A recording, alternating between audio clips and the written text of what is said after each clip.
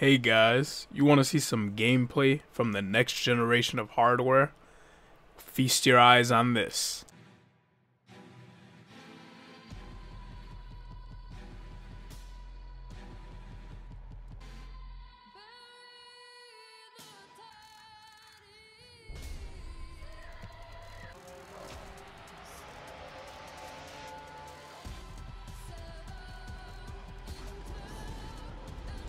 What the fuck is that? What is that, Private Pie? Show of hands if you got a good representation of what you'll be doing with that gameplay that I just showed you. Ubisoft, that's not fucking gameplay. What's going on, guys? My name is Orphid, and we're back sooner than I expected. Hold your applause, at least until the video's finished. Thank you very much. So as you could probably tell by the title, I have gameplay to talk about today. I want to talk about le gameplays.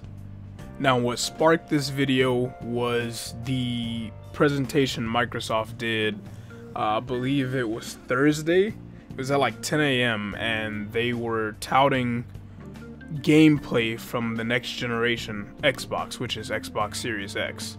Now, they were going into the event showing a bunch of games, and a lot of them obviously are games that are going to be running on the next generation of hardware and the current generation of hardware, if I'm not mistaken. Maybe some of those were specific to Xbox Series X, but the whole goal of the event was to try to give us a glimpse of what these games are going to look like running on that new hardware.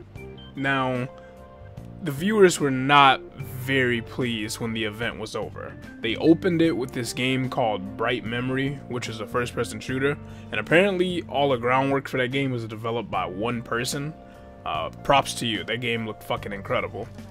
So that one was called Bright Memory Infinite, and it looked really fucking sick. There was some crazy weather effects going on in the gameplay demo. You know, it was very fancy, a lot of movement.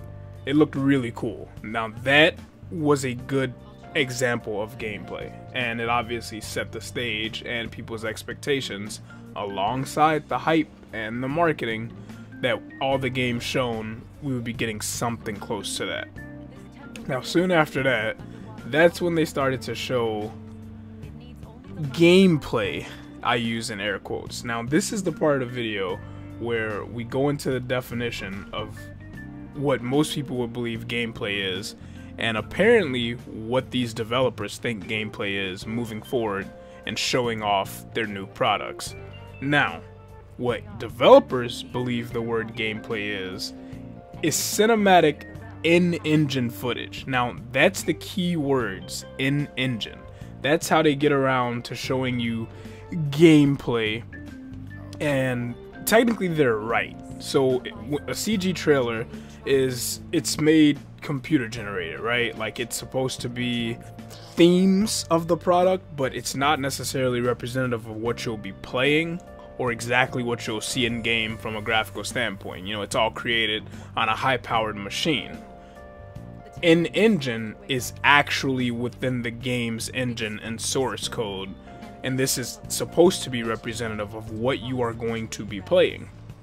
So when they say in-engine, they believe that whatever they show, they can say, yeah, this is gameplay. Now, the traditional definition of gameplay is what will the player see and experience if they were playing the game or sitting alongside someone that was playing the game right in front of them. So usually you'll see elements of the UI, you know, you'll see realistic representations of graphics, you'll see controls being displayed, mechanics being used. That's gameplay in the traditional sense. And let me just real quick while I'm on that, incredible props to CD Projekt Red, because before we got that massive 48-minute demo for Cyberpunk, we hadn't seen anything that was supposed to be gameplay for the game. And when they finally did show it, that's what they gave us. 48 minutes of an actual chunk of the game, and that gave us an idea of what we would be playing when we get our hands on it. So props to them. That's how you do a gameplay reveal, especially when you've been making your fans wait for a long time. Not some fucking 2-minute in-engine trailer. That's not the way to go, because you're gonna upset a lot of people by taking that route. So I feel like the marketing moving forward for these next-gen machines, because for the most part it's been pretty sparse. We still don't really know what games are gonna look and perform like on these machines, and they're slated to come out holiday 2020, which is pretty much November. That's usually when these things get released, or when people claim holiday, it's usually, you know, right before Black Friday, given enough prep time for Christmas, in that window. So I feel like the marketing moving forward, they should only be showing actual gameplay and when the product is close. Once again, I'm gonna give props to another developer, Bethesda, when they revealed Fallout 4 at E3. Up until that point, there had been nothing concrete from Bethesda talking about the game, showing gameplay, trailers, or any of that. And when we finally got our big information dump, it was a massive gameplay sequence, a detailing of the mechanics and the systems that the game would encompass, and they gave a release date that was actually within the same year as the announcement. And I feel like that's the fairest, most exciting way to kind of unveil these games, because as time goes on, these projects get bigger and bigger, and, you know, alongside the expectations can get bigger. So you don't really do the fans justice by showing, you know, a piece of media or a trailer, you know, 3-4 years away from when the game is actually expected to come out, because in most cases it's not going to be anywhere near that finished product. You know, I get it, designs change, the creative process changes, that's all fair. But when you're showing the game off that early, you're kind of setting yourself up for that.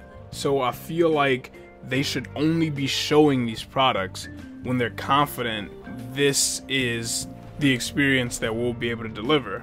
And I feel like that'll make everyone happy overall. You know, if we didn't know anything about the game for 2-3 years at a time, you know, what's 1 or 2 more years? You know, it's all up to you how much hype you get to generate and how much of an expectation you set for fans going into it. So I think the developers should be a little more responsible in that aspect, especially with these machines getting more powerful, and ideally the ease of development is there compared to the previous generations. You should know when you have something that's representative and respectful to the fans when you're getting ready to show it to them. I feel like that's not too much to ask. But did you watch the reveal event? If so, what did you think about it? The next gen machines overall, what do you think about them? I think it's a very, very exciting time to be a console user, because we are stepping into some new territory, and what we're going to be getting with these new machines, I think it's going to be probably the best thing we've had so far as the generational jump. I genuinely believe that. So thank you guys so much for watching the video. You guys have a good one, and until next time.